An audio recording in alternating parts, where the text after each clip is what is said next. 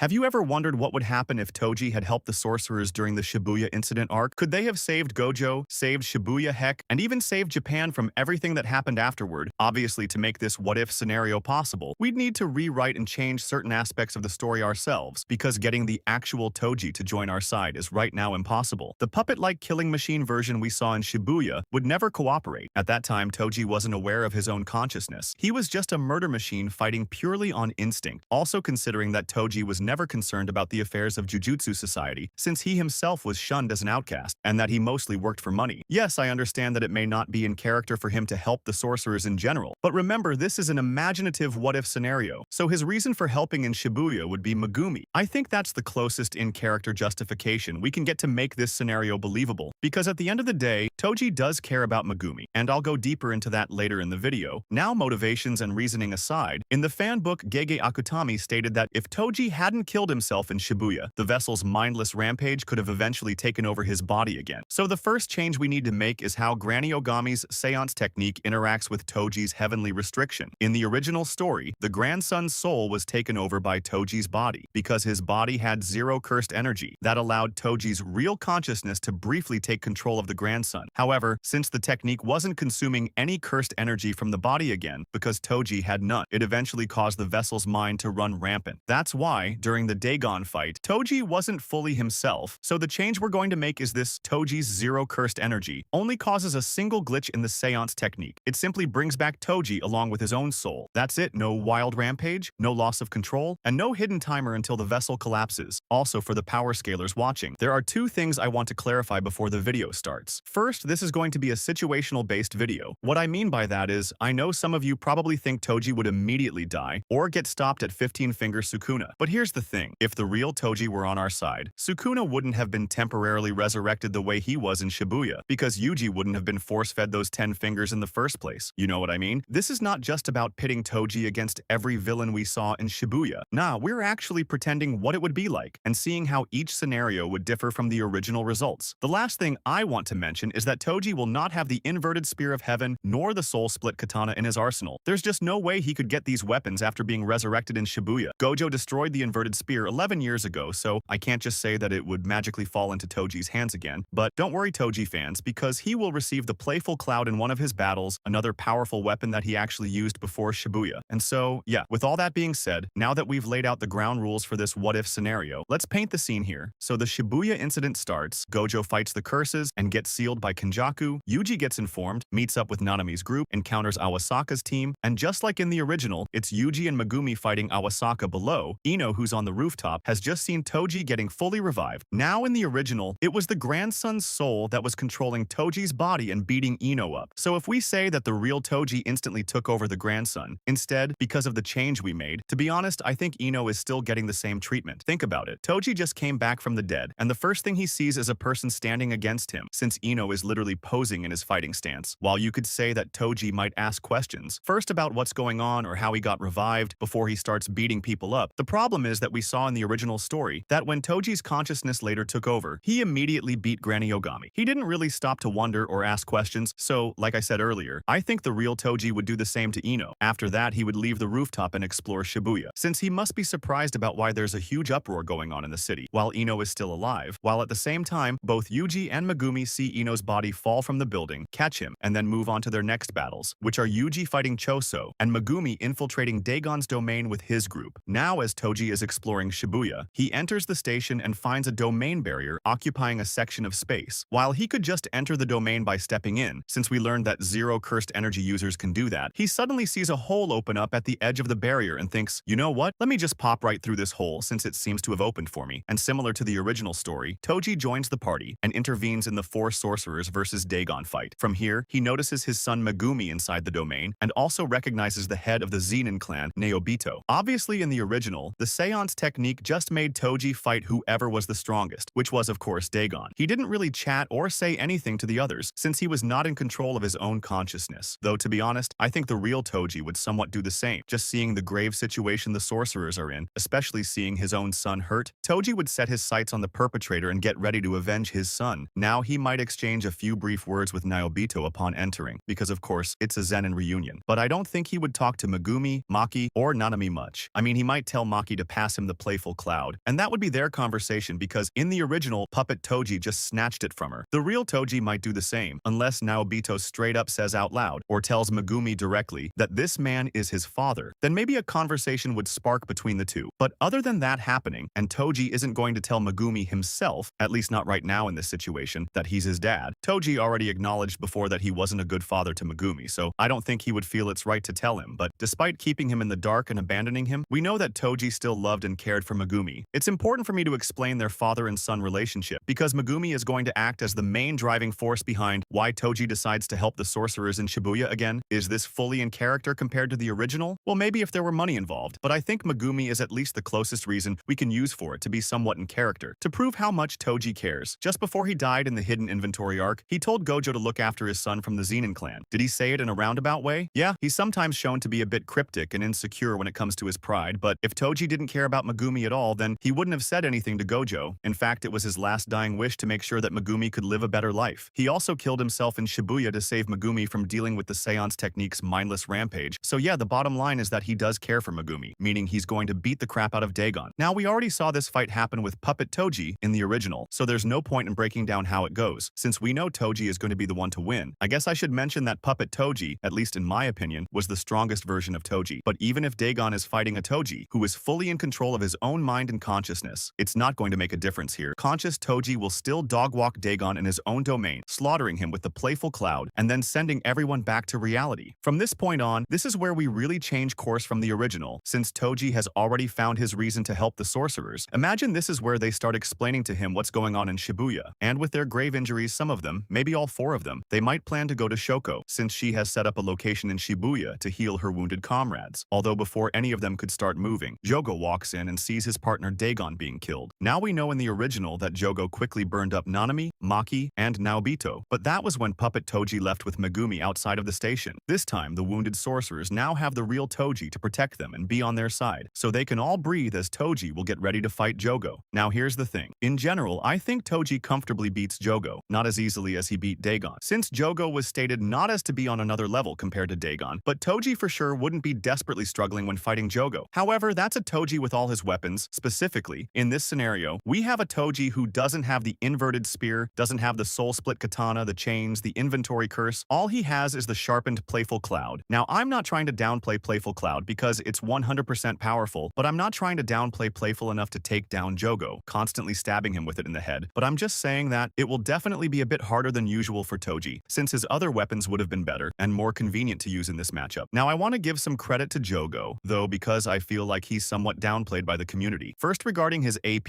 the stat is insane. He can kill opponents pretty fast in more ways than one, not just blasting flames through his palms, but he can also manifest these different lava plumes from the surface. Again, it happens pretty quickly, and each blast has a different output level, so even like a mere touch can be lethal. What this should tell you is that coming close quarters with Jogo is not a good idea for most sorcerers in the verse. Gojo himself doesn't really have the hand-to-hand combat, but it's not the hand-to-hand that would really matter. It's his disaster flames, right? Get too close, or you'll get burned to crisp. Jogo's durability is also pretty impressive as he ate a red from Gojo, which is no small feat, after taking in Gojo's blue-infused punches. Yuta and Hikari even stated that Jogo made them want to puke from the pressure, so yeah, he's definitely not as durable as Hanami or Dagon, but he's also not fragile. Now that being said, what makes me believe that Toji would still win is his heavenly restriction hacks, because even if you were to say that Jogo is faster than Toji, which isn't true but let's just say he was, we know that Toji and Maki can still react to or dodge attacks from characters who are faster than them in raw movement speed. For example, Maki was able to dodge Naoya moving at Mach 3 in midair, not because she herself can move at Mach 3, but because she could sense and feel the air's density and wavelength. However, when cursed spirit Naoya was going to attack, this is consistent with Toji in the hidden inventory arc, dodging blue at mid-range, an attack that affects an area of space. So it's in line with Toji's precognition to sense and quickly evade. Even someone like Gojo acknowledged his sharp instincts. So what this should tell you is that evading any of Jogo's flames wouldn't be a problem for Toji, especially since he's implied to be faster than him in travel speed anyway. There's also his undetectability factor, since he has zero cursed energy. His movements and sneak attacks may come off as unorthodox to Jogo. Even in the manga, the King of Curses couldn't detect Maki until she sneaked up right behind him. So the outcome of Jogo getting brutally stabbed in the chest would be far more likely than than Jogo, landing a couple of clean, full-power output blasts on Toji. And if Toji were to go for the head with the playful cloud, that's even more decisive. If Jogo were to use his domain expansion, that would be an even worse idea. Zero cursed energy users are not automatically forced inside a domain. They have the option to enter or leave, and even if they are inside, the guaranteed sure hit attack wouldn't be able to detect them. So after failing with his domain, Jogo would be exhausted from using so much cursed energy and would also experience cursed technique burnout, and that would just make it even easier for Toji to exercise. The cursed spirit with the playful cloud. Toji defeating Jogo here is huge because, in the original, it's Jogo who force-feeds Yuji the 10 fingers and causes Sukuna to temporarily wreak havoc in Shibuya. At the same time, though Sukuna's transformation is what healed all of Yuji's wounds from his fight with Choso. So technically, if Toji beats Jogo here, Sukuna's rampage never happens, but Yuji would either remain unconscious near the bathroom area, or someone from Jujutsu High would find his body and bring him to Shoko for treatment. Yeah, Nanako and Mimiko approached Yuji after the Choso fight, but their only real threat was feeding him a single Sukuna finger, and as Kenjaku stated, consuming one finger per day wouldn't cause Yuji to lose control to Sukuna. It only becomes dangerous when he eats multiple fingers at once. This also means Mahoraga doesn't get summoned like in the original, because Megumi wouldn't have encountered Haruta. In this scenario, he never goes outside to fight Toji in the first place, unless we say that while Toji was fighting Jogo, the 4 sorcerers left the domain area and headed toward Shoko's makeshift hospital. Maybe Megumi, walking alone, runs into Haruta outside and later summons Mahoraga, but honestly, I still don't think Mahoraga gets summoned. Megumi would be in much better condition here and capable of handling Haruta. The only reason he struggled in the original was because of the injuries he sustained from fighting Toji, which lowered his guard and allowed Haruta to sneak attack him. In this scenario, Toji is helping them, so that fight never happens. Megumi's condition would only reflect the exhaustion from expanding his domain inside Dagon's. Even in that exhausted state, he was still able to dodge attacks from Puppet Toji, summon multiple Shikigami, and maintain a level-headed focus. So yeah, even if Megumi somehow still encounters Haruta after using his domain inside Dagon's, the outcome would be completely different. And I think Megumi can handle Haruta. Maybe he wouldn't kill him unless he figures out his cursed technique, but he could definitely deal with him enough to stop his antics. That would mean Megumi, Nanami, Naobito are all alive, meeting up with Shoko and getting treated by her, which then leads us to the next major event. Toji versus Mahito. Again, Yuji would be out of commission here, so it's Toji who ends up encountering the cursed spirit after defeating Jogo. Now this fight is really interesting to talk about. While I do think Toji would beat Mahito in general, under these exact circumstances, he shouldn't be able to completely finish him. Some of you probably already know what I mean, but let's break it down. Yuji was one of the few characters in the series who could actually damage Mahito. However, with the recent developments from the culling game, Toji and Maki should also be on that list. It was revealed that to use the Soul Split Katana at its full potential, the user must have eyes capable of perceiving even the souls of inorganic matter. It wasn't simply because Yuji was suppressing Sukuna that he could hurt Mahito. It was because being Sukuna's vessel allowed Yuji to perceive the outline of the soul, and that's what enabled him to damage Mahito. So based on that logic, Toji should also be capable of damaging Mahito, since he can perceive and strike the soul. However, despite this advantage, he would still be susceptible to Mahito's idol transfiguration. I'll get back to that in a second. Now, Mahito being able to hold his own against Yuji is notable, but against Toji it's a different story. Mahito's physical strength is impressive, sure, but Toji outscales him in speed, raw physical power, and durability. On top of that, Mahito wouldn't have his usual extra layer of safety against someone like Toji, who can directly target the soul. Because of that, I don't see Mahito overwhelming or blitzing Toji in close combat, and I definitely don't see him landing a clean transfiguration. It was even stated by Mahito himself that if the gap between him and his opponent is large enough, he can't just one-tap them with idol transfiguration, and this was in reference to Todo. So if Toji scales above Todo, who was relative to Mahito, it suggests that Toji shouldn't get one-tapped by a transfiguration attempt from Mahito, even if Mahito uses his domain expansion or pulls off a 0.2-second domain. The recent developments from the culling game prove that those tactics wouldn't work on Toji. So while I do believe Toji would normally beat Mahito, in this specific case, Kenjaku would have to step in. Remember, Kenjaku needs Mahito's technique in order to kickstart the culling game, so he can't allow Mahito to die in Shibuya. The only reason he let Mahito fight Yuji and Todo, and was fine with it, was because he knew it would help Mahito grow stronger and reach his full potential. It was stated that the quality of a cursed technique stops growing once it is extracted through cursed spirit manipulation. Kenjaku planned to steal idol transfiguration at its peak after Mahito had fully matured, so he could successfully awaken the marked players for the culling game. And at the moment when it looked like Mahito was about to lose, when Yuji was close to killing him, that's when Kenjaku suddenly intervened and prevented Yuji from taking his prized possession. So think about it. For Kenjaku to arrive at the exact right time, right before Yuji could kill Mahito, and right after Mahito had reached his peak growth, it's safe to assume Kenjaku was monitoring the fight, especially since in recent chapters, it was revealed that Kenjaku can use cursed spirits to observe events remotely, similar to how Mei Mei watches through her crows. So here's how this would play out. Just before Toji can finish off Mahito, Kenjaku steps in and absorbs him using Geto's cursed spirit manipulation. Now the scene is set with Toji facing Kenjaku, the final obstacle of Shibuya, so to speak. There are two routes we can take here. The first one is Toji and Kenjaku going one-on-one. If we take that route, this is where Toji's dominance likely stops. While Toji has superior physical stats, he's not going to blitz Kenjaku or overwhelm him in close quarters, because Kenjaku's arsenal of cursed spirits should compensate for that. Whether for defense or offense, those curses will constantly try to get in Toji's way. We've already seen how effective Kenjaku is with them. He took down pre-awakened Choso using only low-grade cursed spirits. And of course there's his anti-gravity technique. When used in combination with his curses, it makes him incredibly difficult to deal with. He was able to take down a special grade sorcerer, a grade 1 level sorcerer, relative to a special grade cursed spirit, and even handle Garuda at the same time, all while showing insane durability, impressive reaction feats, and enough physical prowess to suggest he wouldn't just get clapped by Toji's heavenly restriction strength. In fact, Kenjaku himself was stated to be second only to Toji and Maki in grip strength, and among fighters without cursed energy or weapons, he was ranked second, tied with Gojo in that category. Kenjaku should also retain Geto's memories from when Geto fought Toji, meaning he wouldn't be going into this fight blind. He could use that knowledge to his advantage. At the end of the day, Maki herself said, "We joined forces with Choso and Tengen but still lost. We already knew it." But this confirms that we can't defeat Kenjaku through conventional means. Given the context by conventional means, she's referring to simply confronting Kenjaku head-on. The sorcerers can't just pull up and win a direct fight, and since Maki was stated to be equal to Toji after in Season 3, that further implies that Toji, especially without his full arsenal of weapons, doesn't really stand a strong chance against Kenjaku in a straight 1-versus-1. Sure, it wouldn't be an easy fight, but in a pure one-on-one scenario, I just don't see Toji coming out on top. Route 2 is Toji fighting alongside all the Tokyo and Kyoto sorcerers, backing him up. But more importantly, he would also have Yuki and Choso joining him. This would mean Uraume joins the battlefield on Kenjaku's side as well. So think of that final fight in Shibuya, but replace Yuji with Toji, since Yuji would still be out of commission. You could also add sorcerers like Nanami, Maki, and Megumi into the mix because, as established earlier, they wouldn't have been burned by Jogo or forced to deal with Mahoraga due to Toji being on their side. I'm purposely leaving out Naobito because he lost his arm before Toji intervened in the Dagon fight, so he would likely need more time to heal and recover. In chapter 113, Megumi implied that having Shoko stationed in Shibuya was a huge advantage for the sorcerers. If their injuries weren't too severe, they could quickly receive treatment and return to the battlefield. That's why I'm including those three. Unlike Route 1, Route 2 seems far more plausible for the sorcerers to actually defeat Kenjaku, simply because of the numbers and support. Are Nanami, Maki, and Megumi weak compared to Yuki, Toji, Kenjaku, and Uraume? But with Garuda countering Uraume's ice technique, it prevents the sorcerers from just being frozen in place and taken out immediately. With Garuda handling that threat, the rest of the sorcerers can contribute and reduce the burden on Yuki and Toji. Maybe half the group focuses on taking down Uraume, while the other half supports the fight against Kenjaku, clearing out cursed spirits, creating openings, and giving Yuki and Toji more freedom to land decisive attacks. With that much combined firepower, based solely on what we saw in Kenjaku's fight at the Tomb of the Star Corridor, and without assuming he has hidden abilities we haven't seen, I think defeating him here is possible. If the Tomb of the Star battle was already high difficulty with just Yuki and Choso, then adding Toji and multiple additional sorcerers into the equation makes it reasonable to believe they could actually succeed in defeating Kenjaku in this scenario, and they would get their hands on the prison realm to bring Gojo back. Now, how would they actually unseal Gojo from the prison realm if they succeed? I don't know. That's a question for another day. In the original story, they use Angel's curse technique, but Angel is a culling game player, and the culling games wouldn't even happen if Kenjaku is defeated here. So yeah, they would have to figure that part out, but like I said, it really comes down to which route you take. In a 1-versus-1, Kenjaku wins, but in a full-on group battle, I think the sorcerers take it. At the end of the day, this entire what-if scenario shows that if the real Toji had been present in Shibuya, it could have prevented so many deaths and casualties. It honestly makes me think, if Puppet Toji had waited just a few more seconds before throwing Megumi outside the building, he would have ended up fighting Jogo instead, since Jogo would have been the strongest one around. Nanami, Maki, Naobito, Megumi, and Sukuna's resurrection, so many events could have changed. In the end, I think this what-if scenario mostly changes things for the better. But yeah, if you have any thoughts on this video or on the scenario in general, definitely let me know in the comments. Thank you so much for watching.